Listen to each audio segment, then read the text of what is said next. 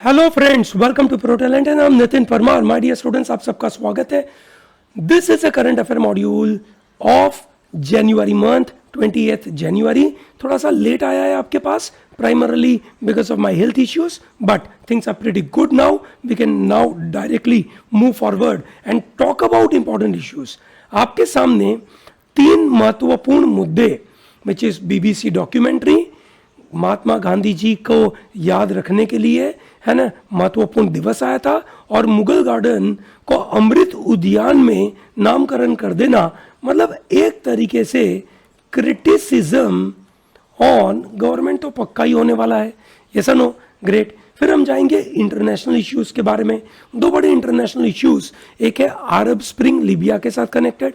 अरब spring का connection हमारे can say Republic day के साथ भी कनेक्टेड है, क्योंकि इस बार रिपब्लिक डे के ऊपर जो चीफ गेस्ट आए थे वो इसी के साथ कनेक्टेड है।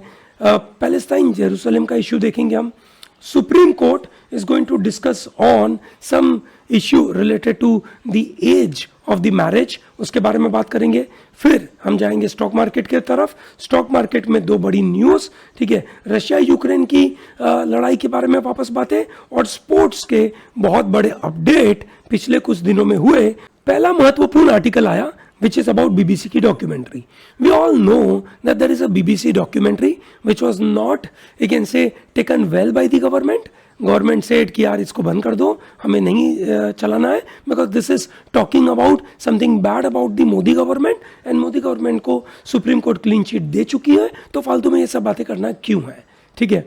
तो अब क्योंकि भारत जैसे देश के अंदर फ्री मीडिया के बारे में बात होती है ना, फ्रीडम ऑफ स्पीच के बारे में बात होती है, ठीक है, तो उस सिनारियो में ये बीबीसी डॉक्यूमेंट्री को बैन करना अच्छी बात नहीं है, ठीक है। और इसी के लिए हिंदू अखबार में बड़ा महत्वपूर्ण आर्टिकल आया। मैंने इस आर्टिकल में से काम की चीजें आपके लिए उठाई है, दैट इज इंपॉर्टेंट वर्ड्स, ठीक है। जैसे यहाँ पे अरेस्ट हो रहा है लोगों का, ठीक है, कंटेंट को ब्लॉक किया जा रहा है, लोग उसको एक्सेस न कर पाए, ऐसा काम किया जा रहा है। This is all about Gujarat pogrom of 2002। Now what is the meaning of pogrom? Note किया जाए, वर्ड है pogrom, not program. Program is a different word and pogrom is a different word. What is a pogrom? Pogrom means large scale riots, large scale killing of certain group of people, which is known as pogrom. This refers to Gujarat. So this is referring to Gujarat, that's why it is known as Gujarat pogrom.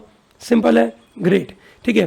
Another word which is provided in this paragraph, which is known as Streisand effect. Now what is the meaning of Streisand effect? Streisand effect का मतलब होता है कि an attempt to hide or remove a piece of information which is having unintended consequences, ठीक है। तो ऐसी कोई भी इंफॉर्मेशन जिसको हाइड करना, ठीक है, जिसका एक से अनइंटेंडेड कंसिक्वेंस हो, which is happening with this scenario, yes और नो, विच इज गवर्नमेंट ने उनके पास जो आईटी रूल है और सेक्शन 69A के द्वारा उनके पास जो पावरफुल इमरजेंसी प्रावधान है, उन प्रावधान को यूज करते हुए उन्होंने इस बीबीसी की डॉक्यूमेंट्री को बैन करा हुआ है ना। एंड दिस इज अनवारंटेड, ऐसा कहना है हिंदू न्यूज़पेपर आर्टिकल का। ये सुनो, यहाँ पे उनका कहना है कि गवर्नमेंट का जो कहना है कि ये प्रोपोगंडिस्ट है, ये बीबीसी डॉक्यूमेंट्री प्रोपोगंडिस्ट है, ठीक है, वो नहीं है, ऐसा उनका कहना है। What is the meaning of propagandist? Propagandist का मतलब होता है someone who promotes a particular doctrine और a particular ideology through use of media और अदर फॉर्म्स ऑफ कम्युनिकेशन।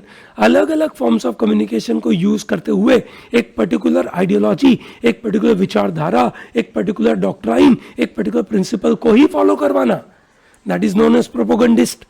ऐसा बंदा तो क्या करता है? वो बंदा प्रोपोगंडा करता है। प्रोपोगंडा करना मतलब अपनी ही बातों को फैलाना, जो गलत है, ठीक है, जो गलत है, ठीक है। यहाँ पे गवर्नमेंट का आरोप यही है कि बीबीसी अपनी ही बातों को फैला रही है, जो एंटी अगेन से इंडिया का कैंपेन है उनका, और जो गलत है, ऐसा उनका कहना है। India is above the colonial mindset, ये बहुत बार वर्ड आता है, आपने सुना भी होगा। 2047 में इंडिया जब डेवलप नेशन बन जाएगा, है ना, तो अगले 25 सालों में जब हम अमृत काल में पहुंचेंगे, उस अमृत काल में हमें कॉलोनियल माइंडसेट से दूर रहना चाहिए, ऐसा मोदी साहब बोले थे 15 अगस्त 2022 को, याद है आपको? Yes. So what is the meaning of colonial mindset? Colonial mindset का मतलब होना एक थिंकिंग, एक वे ऑफ थिंकिंग या एक perspective which is influenced by attitude and values of colonialism. Colonialism के दौरान Britishers, when they were ruling on India, they developed a particular way of thinking. They said कि ये सही है, ये गलत है, ठीक है। तो वो जो सही गलत की पहचान उस समय पे जो बताई गई हमें, और उसी विचारों को, है ना, अगर हम अभी भी आगे बढ़ाते हैं तो उसको कहा जाता है कॉलोनियल माइंडसेट, ठीक है। कंटिन्यूम कवरेज, ठीक है, which is a range of different forms of media coverage और a commentary on a particular event और राइज। सो यहाँ पे जो बीबीसी डॉक्यूमेंट्री का कंटिन्यूम ऑफ कवरेज के बारे में बात हो रही है, वो मुद्दा यहाँ पे डेवलप हो रहा है। हमने आपको समझाया पोग्रोम क्या होता है, समझाया कि नहीं? पोग्रोम का मतलब होता है in an organized systematic way में लोगों के ऊपर अटैक करना, वायलेंस करना, डिस्ट्रक्शन करना एक पर्टिकुलर रिलीजियस ग्रुप के प्रति। यहाँ पे गुजरात पोग्रोम मतलब इट वाज एलिज्ड कि ये पूरा का पूरा अटैक मुस्लिम्स के ऊपर हुआ था। पॉलिटी के बारे में आपको पता होगा, पॉलिटी का मतलब होता है a form of government, a political system, ठीक है, जो इस सोसाइटी को रन करने में मदद करती है। Then comes free speech issues, any issue which is connected to article number 19, any issue which is restraining freedom of speech, which is restraining freedom of expression, that is called free speech issue, ठीक है। and then there is a word called executive power. I'm sure law students को पता होगा executive power का मतलब क्या। executive power मतलब the executive like legislature, judiciary and executive, these are the three, you can say, pillars of any democracy. उनमें से जो executive है which is a government, उनके पास जो power होना उसको कहा जाता है executive power, ठीक है। तो यहाँ पे पूरी बात हो रही है portentous, क्या वर्ड है? portentous overkill, ठीक है। चलिए let me give you this word as a homework, search करिए इस वर्ड का मतलब और मुझे कमेंट बॉक्स में बताइए जल्दी, ठीक है। Now this is very interesting, the story written by Shashi Tharoor. This entire argument, है ना, this is coming to remind us of 30th January. आपको याद होगा 30 January is celebrated as martyrs day. दोस्तों इस साल, है ना, ये 30 जनवरी 1948 में गांधी जी की हत्या करी गई थी और इस साल उसके 75 ईयर्स कंप्लीट हो रहे हैं। इस 75 साल के ऊपर सरकार की तरफ से एक कमेंट नहीं आया, न मोदी साहब का कमेंट आया, ठीक है।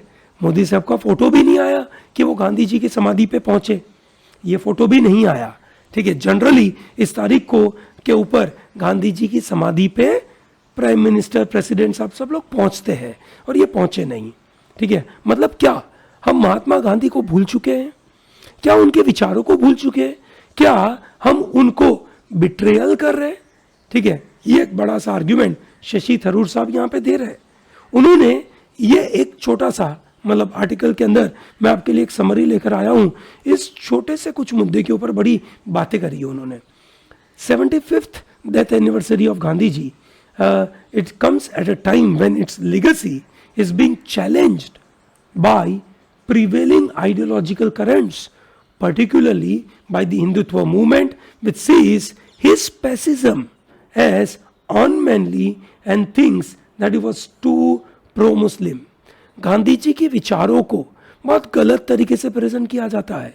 ऐसे प्रेजेंट किया जाता है कि गांधी जी जब अहिंसा की बात करते हैं तो वो एक से क्या बोलते हैं, 56 की छाती वाले, एक मैनहुड वाले आदमी नहीं थे, मतलब करेजियस, है ना, ऐसे आदमी नहीं थे, जो गलत पोर्ट्रे किया जा रहा है। साथ में ऐसा भी पोर्ट्रे किया जाता है कि ही वॉज प्रो मुस्लिम, ठीक है. So this article talks about the attitude of Hindutva inspired BJP government of, you can say, run by Modi and their attitude towards Mahatma Gandhi. ठीक है, इसके बारे में बातें हो रही है. He praises Mahatma, but his government members, Modi government praises Mahatma, but his government members call for replacing Gandhiji's statues across the country with those of Nathuram Godse. Nathuram Godse, जिन्होंने गांधी जी की हत्या करी, क्या उनको इतने बड़े लेवल पे ले जाना चाहिए? ऑब्वियसली नहीं, गलत बात है ना.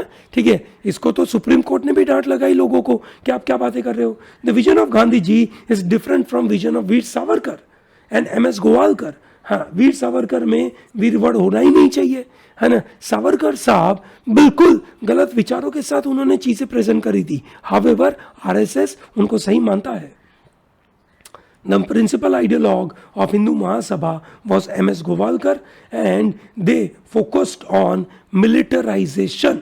ठीक है, जो एक तरीके से आरएसएस उसी बातों को माना, बाद में बीजेपी ने भी इसी बातों को माना, जो बिल्कुल गलत है. गांधी जी एक अद्वैत वेदांता का सेंट्रल विचार के द्वारा, है ना, पूरे अपने विचारों को आगे बढ़ाते हैं. वो बोलते हैं कि हमारा धर्म एक यूनिवर्सल रिलीजियन है, सबका विकास सबका साथ लेके चलता है. He saw Hinduism as a faith that respected and embraced all other faith. सभी फेथ को लेकर चलने वाला. He was deeply influenced by the principles of ahimsa and satya, which gave both profound meaning when he applied them to the nationalist cause. और यहाँ पे BJP या RSS ये लोग सही तरीके से अप्लाई नहीं करते. मतलब बीजेपी, पूरे बीजेपी की बात नहीं है, बीजेपी के कुछ ऐसे लोग, आरएसएस के कुछ लोग इस तरीके से गलत विचारों को प्रेजेंट करते हैं और गांधी जी को सही तरीके से प्रेजेंट नहीं करते. तो इस पूरे पैराग्राफ के अंदर कुछ अच्छे अच्छे टर्म्स यूज हुए, तो मैंने सोचा कि वो टर्म्स आपके सामने प्रेजेंट किए जाए. पहला वर्ड यूज किया गया, betrayal of very idea of Mahatma. The phrase betrayal of very idea means to go against the fundamental principles or the fundamental belief of someone or something. यहाँ पे महात्मा के बारे में बात हो रही है. जो भी फंडामेंटल प्रिंसिपल थे गांधी जी के, उसके खिलाफ जाना, that is known as betrayal करना. नंबर 2, प्रिवेलिंग आइडियोलॉजिकल करंट्स का मतलब क्या होना? Prevailing, which is dominant at that point in time, prevailing, dominant in the present scenario. Prevailing ideological current, ideological विचारधारा. आइडियोलॉजी का मतलब होता है विचारधारा, आइडियोलॉजी का मतलब होता है विचारधारा. पैसिज्म, पैसिफिस्ट विचारधारा होना, which means anyone who believes in non-violence, anyone who believes use of non-violence as a political change, social change. जब मोदी साहब अपने कार्यकर्ताओं को बोलते हैं कि बीजेपी को एक, है ना, सोशल चेंज वाली गवर्नमेंट होना चाहिए, सोशल चेंज वाली पॉलिटिकल पार्टी होना चाहिए, मेरा मानना है कि उनको ये विचार समझना बहुत ज़रूरी है कि किस तरीके से गांधी जी ने सोशल चेंज लेकर आए. सिर्फ बोलने से सोशल चेंज नहीं आता है, काम करने से सोशल चेंज आता है. यह बड़ा महत्वपूर्ण बात है. जिंगोइस्टिक हिंदुत्व मूवमेंट, यह वर्ड का मतलब क्या होता है? जिंगोइस्ट और jingoistic, that refers to patriotism, but कैसा? देशभक्ति, पर कैसी? बहुत एग्रेसिव, फर्वेंट देशभक्ति, एग्रेसिव देशभक्ति, aggressive nationalism. Hindutva is an ideology which says that India should be of the Hindu people only. India as a state should be of Hindu people only. दूसरे धर्म के लोग नहीं होने चाहिए. Which means, अगर मैं इन दोनों शब्दों को इंक्लूड करूं, जिंगोइस्ट एंड हिंदुत्व, which means एक एग्रेसिव नेशनलिस्टिक मूवमेंट जो यह बोलती है that India must be of Hindu only state. That is the meaning of jingoistic Hindutva movement. समझ में आया दोस्तों? ठीक है, तो आप समझ सकते हैं कि अगर इस तरीके के वर्ड एग्जाम में आए तो आप बिल्कुल इन शब्दों को समझ पाएंगे और सही तरीके से यूज कर पाएंगे। ठीक है, फिर एक और वर्ड यहाँ पे, फिर एक और फ्रेज यूज हुआ, with the name of Rama on his lips. किसके बारे में बात हो रही है? गांधी जी। गांधी जी जब मरे तब उनके मुंह से 3 शब्द निकले थे, हे राम, हे राम, हे राम। ये 3 शब्द, that is what it says, the name of Rama on his lips. Another important phrase which was used, a cross between a saint and Tammany Hall politician. This is primarily referring to some person. ठीक है, कैसा बंदा? A cross between saint. Saint होना, Saint मतलब उसके पास क्या विचारधारा होगी, कैसी बिहेवियर होंगे? एक ऐसा बंदा जो बिल्कुल होली होगा, जिसने लोगों की जो रिक्वायरमेंट है उसको समझा होगा और अपने जो दायरे होंगे उसको कम से कम किया, रिस्ट्रिक्ट किया होगा। सेंट है, साधु संत है, दूसरों के अधिकारों के बारे में बोलेंगे, अपने लिए कोई मटेरियलिस्टिक चीज नहीं चाहिए। ठीक है, Tammany Hall politician, this is one organization called Tammany Hall which is in USA. It is known for their corrupt practices. ठीक है, so this phrase referring to the idea of Gandhi ji who had both the quality of saint and a quality of corrupt politician, ऐसा यहाँ पे use हुआ है। पर यहाँ पे बोला कि उनके पास पॉलिटिशियन के करप्ट विचार क्या थे, पॉलिटिशियन करप्ट कैसे होते हैं। उनके मुताबिक, ये शशि थरूर जी के मुताबिक ये बात है कि गांधी जी एक संत तो थे, but he was not just pure saint, he knows how to use the power of political influence. उसके बारे में बात हुई। ठीक है, answer to the beat of no other drummer, इस फ्रेज का मतलब होता है Gandhi did not follow the same ideal और belief of some other people. Answer to the beat of no other drummer मतलब लोगों की बातों को आंखें बंद करके फॉलो नहीं किया, उन्होंने अपने कुछ विचार भी दिए। March to his tune, which means following someone's ideals, which means if you are following Gandhi's ideals, it means you are marching on Gandhi's tune. इस तरीके से वर्ड यूज होता है। समझ में आ रहा है दोस्तों? Very good. सो दोस्तों, इस आर्टिकल में शशि थरूर जी ने बहुत अच्छी तरीके से ये विचारों को प्रेजेंट किया है कि किस तरीके से, है ना, जो करंट गवर्नमेंट है या हिंदुत्व विचारधारा है वो गांधी जी के विचारों को किस तरीके से तबाह कर रही है। तो दोस्तों, यहाँ से बहुत सारे वर्ड सीखने को मिलते हैं। मैं इसीलिए आपके लिए ये पूरा मज़ेदार सा PDF बना के लाया हूँ। ठीक है, ताकि आप जब इस करंट अफेयर के अपडेट को, है ना, जब पढ़े हमसे, है ना, ये PDF डाउनलोड करें हमारे कोर्स में से, तो आपको इन सब वर्ड का मतलब समझ में आना चाहिए। Momentous, which is of great importance, detractor, someone who opposes, someone who criticises, dispensation का मतलब होता है एक पर्टिकुलर स्कीम ऑफ थिंग्स, है ना, जिंगोइज्म, एक्सट्रीम नेशनलिज्म, यह भी हमने सीखा था। फिर आएगा एनिग्मा, क्वर्की, क्विक्सोटिक, ये मजेदार सा वर्ड है। क्विक्सोटिक बोलते हैं या क्यूहोटिक बोलते हैं।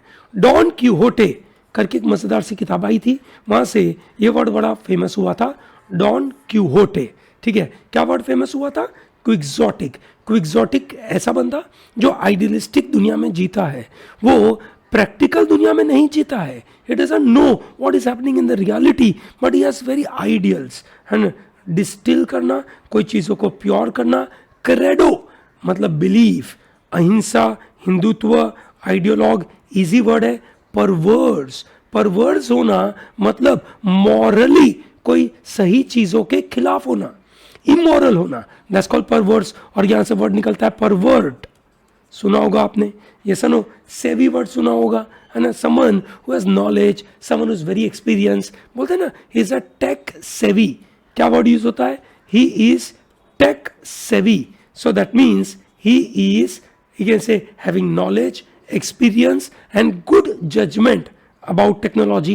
ये सुनो, सॉफ्ट पावर बड़ा काम का वर्ड है।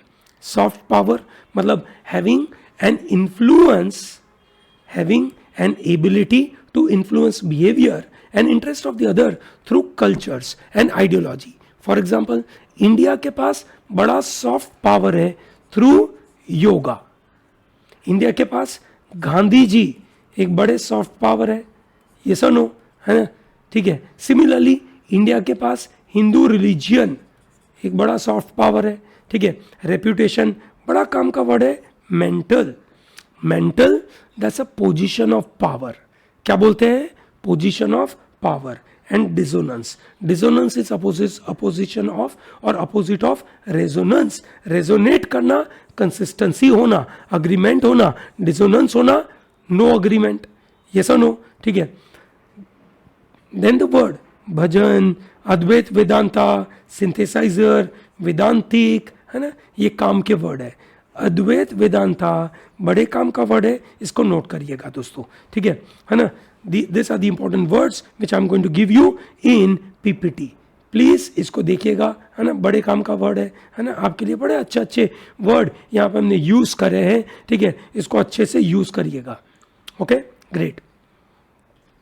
Comes the second news item which is Mughal garden is now Amrit Udyan. Government चाहती है कि जो भी कॉलोनियल माइंडसेट है वो लोगों का चला जाए। अब ये मुगल गार्डन का तो कॉलोनियल माइंडसेट के साथ कोई लेना देना था नहीं, पर हावेवर दिस मुगल गार्डन जो काफी सालों से पॉपुलर थे उसको हटाकर नाम क्या कर दिया, अमृत उद्यान। क्या यूज कर दिया, अमृत उद्यान। और इस तरीके से बहुत सारे एक इनसे अलग अलग जगहों के नाम हमने चेंज करे, जो आपको पता होगा। राजपथ का नाम कर्तव्य पथ कर दिया था, राजपथ का पहले नाम था किंग्सवे। एडविन लुटियंस ने ये आइकॉनिक गार्डन्स बनाए थे जो 15 एकड़ में फैले गए थे, जो एक इंग्लिश स्टाइल लैंडस्केपिंग थे और मुगल स्टाइल लैंडस्केपिंग थे, ठीक है। इसके अंदर प्राइमरली, है ना, दो तरीके की चैनल मिक्स होती है। वन इज कॉल्ड चार बाग, चार कॉर्नर ऑफ गार्डन, जो एक मुगल लैंडस्केपिंग की मजेदार टिपिकल कैरेक्टरिस्टिक हुआ करती थी, वो उन्होंने इंक्लूड किया था यहाँ पे, है ना। अब इस आर्किटेक्ट को तो चेंज कर नहीं सकते, सिर्फ मैक्सिमम नाम बदल सकते हैं, ठीक है ना। तो दोस्तों हमारे इस करंट अफेयर के मॉड्यूल को रेगुलरली देखें, इसका एक से टेन्योर 1 साल तक का है। ऐसा नहीं है कि आपने अगर ये अभी देखा, है ना, और उसका यूज एग्जाम में नहीं होगा, बिल्कुल होगा। दिसंबर में आपकी एग्जाम आ रही है, बिल्कुल उसको यूज करिए। क्लैट 2024 की प्रिपरेशन जो हमारी है वो बड़ी तगड़ी है, कोहोर्ट बेस्ड प्रिपरेशन है। बहुत सारे स्टूडेंट्स इसको ज्वाइन कर चुके हैं, आप भी इसको ज्वाइन करना भूलिएगा मत, ठीक है। इटली एक बड़ा मजेदार सा देश है। इटली में सबसे बड़ी परेशानी हो रही है, अफ्रीका से बहुत सारे लोग, है ना, एक तरीके से रेफ्यूजी बनकर यूरोप में जाते हैं। और सबसे ज्यादा कहां जा रहे हैं ये लोग, जर्मनी, ग्रीस, इटली। और इटली के जो नए प्राइम मिनिस्टर हैं Giorgia Meloni, she is far right, मतलब बोलती है कि भाई हमारा इटली ही सुप्रीम है और हमें नहीं चाहिए कोई भी रेफ्यूजी। उन्होंने तो रूल बना दिया है कि जो भी बंदा रेफ्यूजीज को शरण देगा उस बंदे को 50,000 यूरो का फाइन भरना पड़ेगा। तो इटली के prime minister went to Libya. Libya एक समय में डिक्टेटर वहां पे राज करते थे 2013 तक, मोअम्मर गद्दाफी बोलते हैं। फिर उसके बाद वहां पे अलग अलग तरीके के पावर आने लगे, पर कहीं ना कहीं डेमोक्रेसी एस्टेब्लिश करने की कोशिश करी गई और एस्टेब्लिश तो हो नहीं पाई, पर थोड़ा बहुत एस्टेब्लिश हो पाया, थोड़ा बहुत, ज़्यादा नहीं।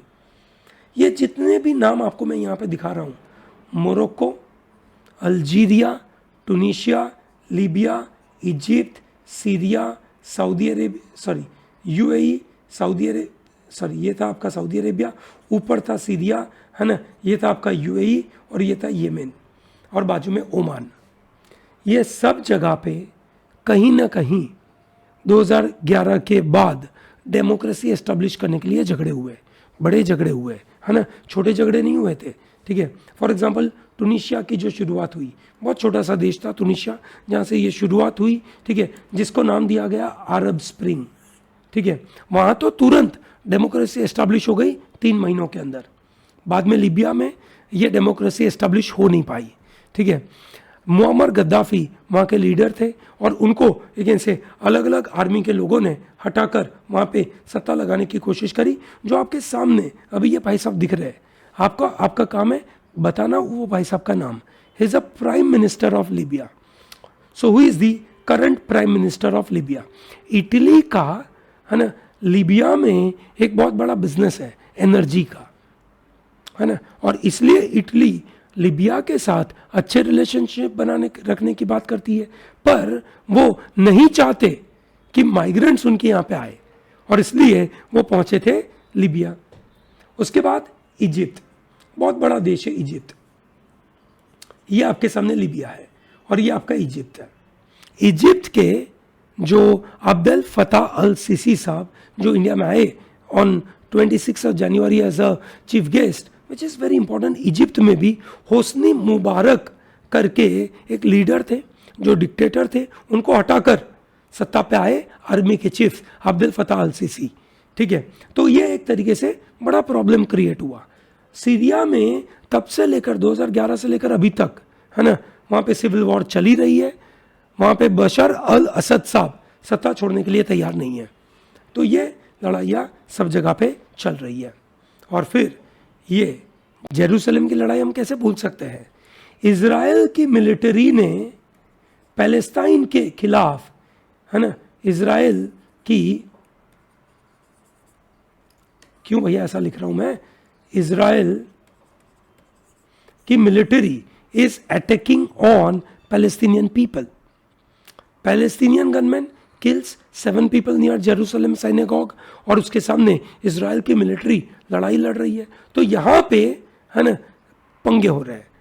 इधर न्यू दिल्ली बोल रही है कि गलत है, ऐसा नहीं होना चाहिए, उधर अमेरिका बोल रहा है कि ऐसा नहीं होना चाहिए. ये सुनो, तो ये वेस्ट बैंक में बड़ी दिक्कत हो रही है. तो आपको पता होगा जेरूसलम और पैलेस्टाइन की लड़ाइयाँ काफ़ी समय से हो ही रही है. अब हम नया मुद्दा उठाएंगे which is called supreme court is examining marriage laws for minor.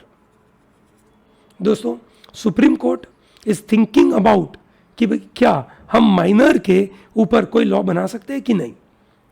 कुछ कुछ धर्म में 15 साल की उम्र में भी शादी अलाउड है. ये सुनो, however there is a legal age for marriage is for a girl 18 years and for a boy 21 year. और जो भी मैरिज इससे कम एज का होगा it will be considered as child marriage and it is an offence.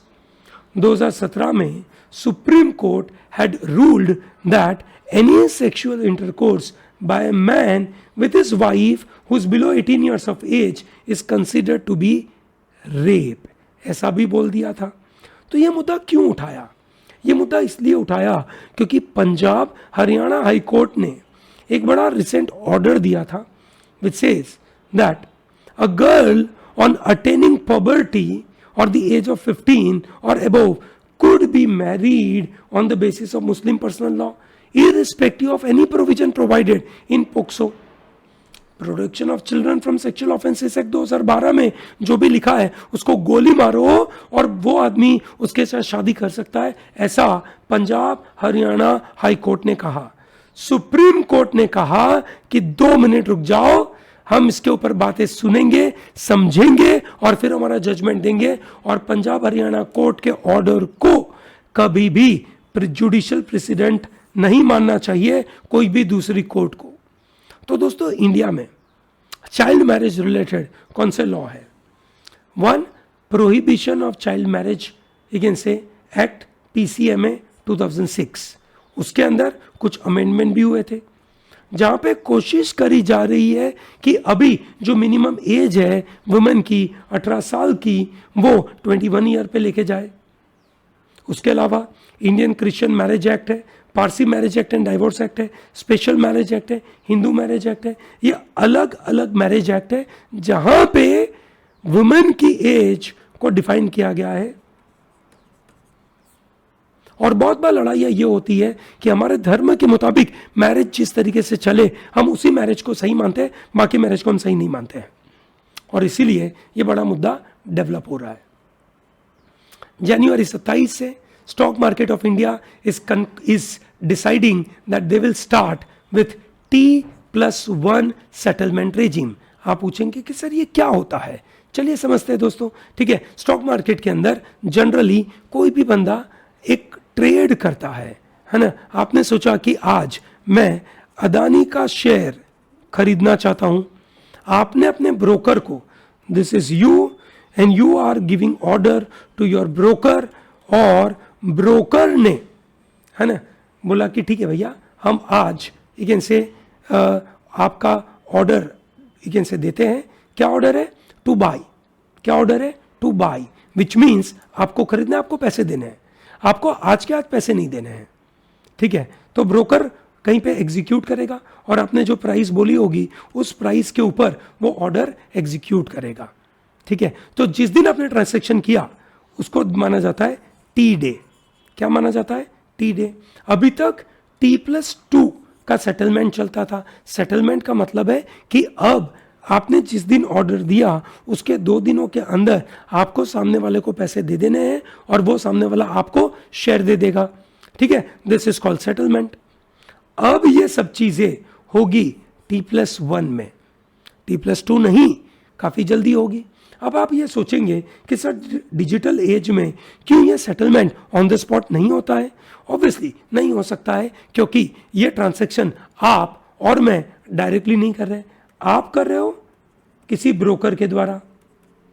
अगर आपने मुझे ही सामान बेचा है तो मैं भी अपने ब्रोकर के द्वारा ही काम कर रहा हूं. ये सर नो, तो आपके और मेरे बीच में ब्रोकर है, और वो ब्रोकर ये सब चीजें कोई अलग ऑर्गेनाइजेशन जो सेटलमेंट करता है उसके द्वारा ये काम करता है. तो ये सब पूरा प्रोसेस में थोड़ा सा टाइम लगता है और टाइम देना बनता भी है, और इसकी वजह से ये T+1 के बारे में बात है. और अदानी की हालत बहुत बिगड़ चुकी है. ये सुनो, अदानी का एक बड़ा FPO आने वाला था, पर हिंडनबर्ग रिसर्च कंपनी ने एक रिपोर्ट पब्लिश कर दिया विच वॉज पब्लिश्ड ऑन 24 जनवरी 2023, और इसने बड़ा कहर मचा दिया. इसके पहले इन्होंने 2020 में एक रिपोर्ट पब्लिश किया था ऑन निकोला कॉरपोरेशन के ऊपर. किसके ऊपर? Nikola corporation. और उसके बाद निकोला का शेयर पूरा बर्बाद हो गया था. ठीक है, तो वैसे ही इन्होंने ये काम किया. ये जो हिंडनबर्ग है एक तरीके की शॉर्ट सेलर कंपनी है. कैसी कंपनी है? Short selling company. वैसे शॉर्ट सेल करना कोई नई बात नहीं है. जब से स्टॉक मार्केट चलता है, 17वीं शताब्दी से स्टॉक मार्केट चलता है, तब से शॉर्ट सेलिंग होती है.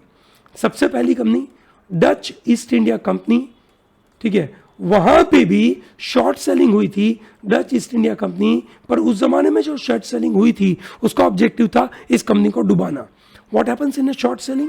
व्हाट यू डू इज कि आपके पास अभी शेयर नहीं है, आप मार्केट से उधारी पे शेयर लेकर आते हो और आप वो शेयर मार्केट में बेचते हो.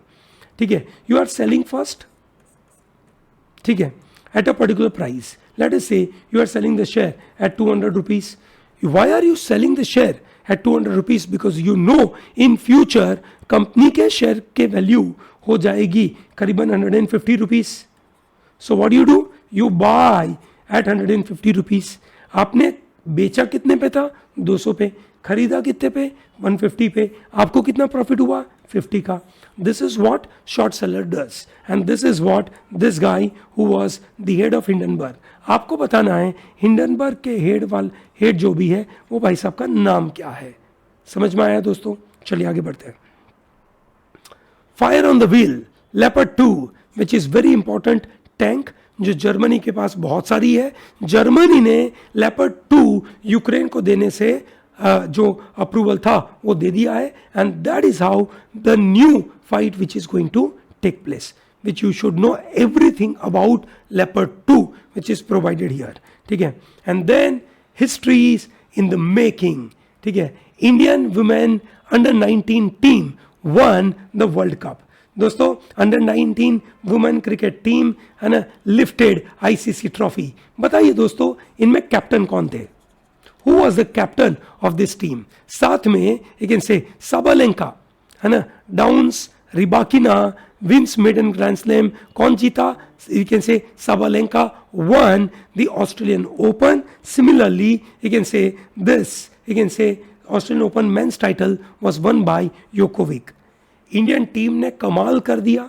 अलग अलग लोगों ने अलग अलग ट्वीट बोल करके इसको सेलिब्रेट किया.